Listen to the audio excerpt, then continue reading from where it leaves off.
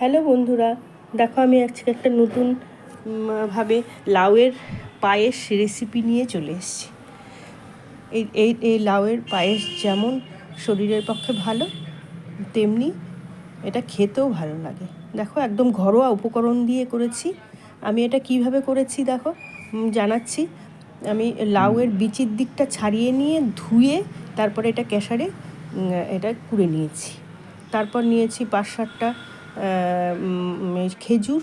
এটাকে আমি মিক্সিতে নিয়ে একটু দুধ দিয়ে এটাকে পেস্ট বানিয়ে নেব। এই দেখো পেস্ট হয়ে গেছে। এই লাউয়ের পায়েসটা খুব হেলদি। এবার কড়াইতে একটু ঘি দিয়ে দিলাম। ঘিটা গরম হলে অল্প ঘি দিব, বেশি না, দিয়ে এই লাউটাকে আমি এর মধ্যে দিয়ে দেবো। এবার লাউটাকে দিয়ে ভালো করে নাড়াচাড়া করে নেবো যতক্ষণ অবধি জলটা না শুকায়। জল বেরিয়ে গেছে দেখো, এটাকে খুব করে ভাজবো, তাহলে জলটাকে শুকিয়ে যাবে। ততক্ষণ অবধি এটাকে ভাজবো। ওই দেখো জল শুকিয়ে গেছে। এবার আমি এটাকে দুধ দিয়ে দেবো।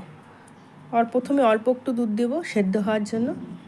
দেখো এবার সেদ্ধ হয়ে গেছে। দুধটাকে আগে জাল করে নিয়েছিলাম, তবে আর একটু দুধ লাগবে জন্য দিয়ে দিলাম। এবার আমি যে পেস্ট বানিয়ে রেখেছিলাম খেজুরের, দুটো এলাচ দিয়ে দিলাম, গন্ধটা খুব ভালো হবে। এবার ওই খেজুর দিয়ে যে আমি রসটা পেস্টটা বানিয়ে রেখেছিলাম সেটা দিয়ে দিলাম। লাউও দেখো সেদ্ধ হয়ে গেছে। এবার ওই মিক্সির জারটাকে আরও একটু দুধ দিয়ে ধুয়ে আমি এর মধ্যে দিয়ে দেবো।